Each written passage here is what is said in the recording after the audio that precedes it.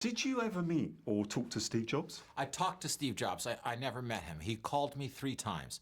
The first time was just to tell me that there was something I'd written that pleased him, that he liked. The second time was to invite me to tour the Pixar facility because he wanted me to write a Pixar film for him. And the final time was he had been asked to deliver the commencement address at Stanford University, and he asked me to help him with that. So this was all pre, of course, any idea? Any idea that I would be writing about him. He had passed away by the time I signed up to do this, but I did meet with all the other characters who were represented in the movie and a few dozen after that. Yeah, of course. But I just wondered what your initial reaction was, Aaron, then, having had some contact with the man and, of course, had some opinions on him. Steve was only ever kind to me. I never saw the side of Steve that people who worked for him saw. I never saw the gruff side of Steve. He was only ever kind to me. But did your impression of him, opinion of him, change when you began to research and when you began to write? I mean, you had the Isaacson biography and access to these people that you mentioned. It did. The most difficult thing for me to get past, because I'm the father of a daughter, the most difficult thing for me to get past was his relationship, was the way he treated his eldest daughter, Lisa, at first denying paternity of her, and then things got only marginally better after that. The most important research resource that I had was Lisa herself.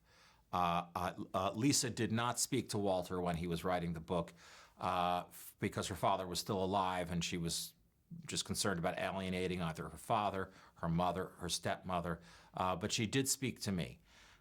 And so we had many sessions together, and I was struck by 2 things. One, how wonderful Lisa was. In the third act, Andy Hertzfeld, who's played by Michael Stuhlbarg, says there's no reason in the world why this girl shouldn't be robbing banks with the Symbionese Liberation Army, given who raised her, Steve and Chris Ann. But he says she's not. She shouldn't be nice, but she is. And that's coming directly from me. She is a very kind, very level-headed, very bright young woman. And when she talks about her father, even when she's telling me a less than flattering story about her father, she will finish and then turn it and say, but you can see how he loved me because of this. You can see his real goodness because of this. And so I followed Lisa into that hole to try to find the goodness in Steve. I love the way you set the story up, these kind of techie rock stars backstage. Mm-hmm. I thought that worked really well. How do you think history will look at them in, say, 50 years? What context will they be given? That's a terribly interesting question. It's knowing nothing about tech myself. It's entirely possible that there'll be a new tech revolution 10, 20, 30 years from now that will render this tech revolution irrelevant. I don't think so, but that's possible. We don't, we say the name Thomas Edison with a certain amount of reference, but we have come quite a ways from the light bulb. We're doing more complicated things now. So it's possible that history will look back and find that the work that they were doing was nothing more than rudimentary, or it's possible we'll look at them the same way we still look at the astronauts. The Apollo astronauts who landed on the moon, the Mercury astronauts who first went into outer space. We still have reverence for the explorers, right? For Magellan and Columbus and those people. So maybe that's how we'll look at them 50 years from now. How does it work when you do your script? Danny's on board to direct. Mm-hmm. Do you go to set? Do you like to I like to have the same relationship to a movie that I've written as I would to a play that I've written. I'm as involved with casting as I would be with a play. I'm on the set and in rehearsals as much as I would be with a play. I'm very aware of the fact, excuse me, that I don't write things that are meant to be read. I write things that are meant to be performed, and so I need to be involved with that as well. Well, that leads us perfectly to casting and to Michael in particular.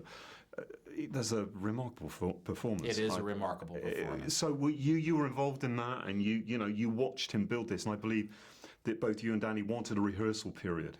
Could you tell me about that? Danny insisted on a play-like rehearsal period, which was going to be something that would cost a lot of money, because what we did was we were in a rehearsal studio in Northern California. The set taped out on the floor, and we rehearsed just the first act. And then we would have run-throughs of the first act, and then shoot just the first act, then shut down for 2 weeks. Shutting down a movie is very expensive because you're still paying everyone you're paying the crew. But we would shut down and we'd rehearse the second act for 2 weeks, shoot the second act, rehearse the third act, and shoot the third act. And that way, the actors, and particularly Michael, only had to concentrate on one hunk at a time, and by doing those run-throughs, they could see, gee, when I do this scene, I've been through all of this, and this is how exhausted I'm going to feel when I do this scene, and it was very helpful for the actors. Again, in particular, Michael, it allowed him to really own the language. What we did was essentially replicate what a play has with a preview period before it opens.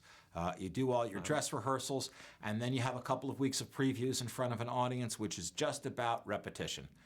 Doing it again and again and again. So the actors own this now, and that's what our rehearsal period was for. It was for getting Michael, Kate, Jeff, Seth, Michael again, Stuhlbarg, Katherine, the whole cast to just own the language. There was so much language that they had to be able to casualize it.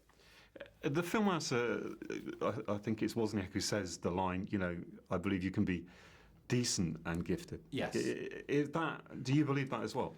I do believe that. I am not as gifted as Steve Jobs, so I'm not in a position to answer it